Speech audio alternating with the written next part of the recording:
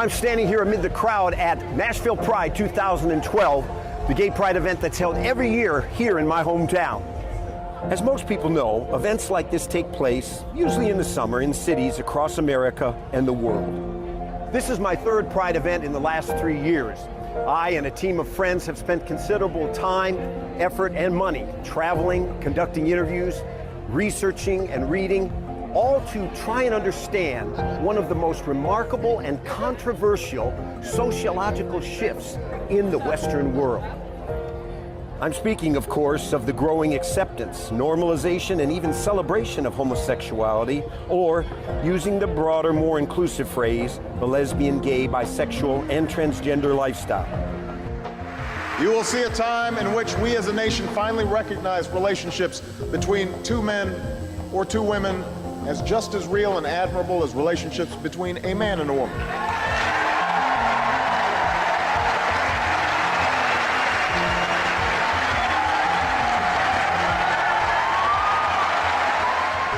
In less than one generation, we've gone from a time when the vast majority of Americans viewed homosexuality as a perversion, a sickness, and even a crime. Homosexuality is an enigma. Even in this era of bold sexual mores, it remains a subject that people find disturbing, embarrassing, and the reluctance to discuss it. Yet there is a growing concern about homosexuals in society, about their increasing visibility. The quote, "love that did not dare speak its name," end quote, to a 2011 Gallup poll where not only did a majority of people no longer view homosexuality as bad, but were now fine with even allowing same-sex couples to marry. I'm Barbara Bush, and I'm a New Yorker for Marriage Equality.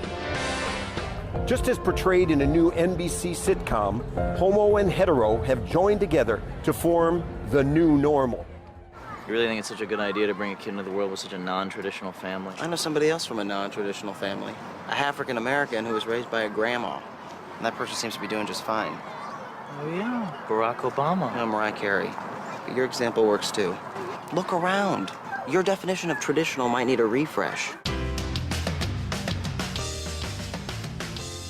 Is all of this a good thing? The triumph of love, enlightenment, and knowledge over the forces of bigotry and ignorance? Does it represent a critical breakthrough as the wheels of justice and the civil rights movement grind on? This is, make no mistake about it, and everybody in this room is running the last leg of the civil rights race. Or is it, as many others believe, an irregularity that nonetheless must be accepted in a truly free and democratic society? After all, what people do in the privacy of their own bedrooms or before a magistrate or the minister of their choice is their business, isn't it? There are millions of others who sincerely believe that the gay lifestyle represents a grave deviation from both natural as well as divine law. Further, that it carries with it dire consequences for those who pursue their same-sex impulses as well as for the society that approves of them. What we don't really want to deal with in America is the fact that every civilization that has ever condoned the sin of homosexuality no longer exists in its greatest form today. This video is an attempt to try and make sense of this controversy. And as our title suggests, the worldview, the set of presuppositions we intend to use to analyze our subject matter is unabashedly Christian.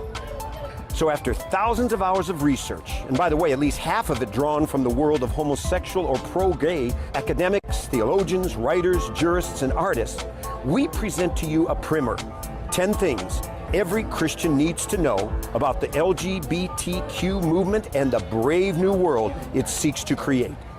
I think the message we need to be pitching is this sort of normalized behavior. Gay people are just like straight people, they just sleep with the same sex. I mean, that's really all it comes down to. As with all primers, what follows is a view from 30,000 feet, giving you some key ideas and talking points that will help you navigate through what promises to be one of the most interesting, compelling, and world-changing issues of our day. For those that are interested in a deeper understanding, each of the 10 sections will be followed with links to articles and books and videos that'll help you on your journey. I can almost guarantee that whatever side of this issue you're on, and whether you're a true follower of Jesus or not, you're about to be surprised. Christians, in particular, are going to find that this is an issue where we have far too often fallen short of God's best. As for those who are of a more secular, man-centered frame of mind, I hope you'll consider what follows as being not just for Christians. If there is a God, and Jesus is the Son, God incarnate, come to earth, then you're just as responsible to and can be just as blessed by the only truth that can set men free.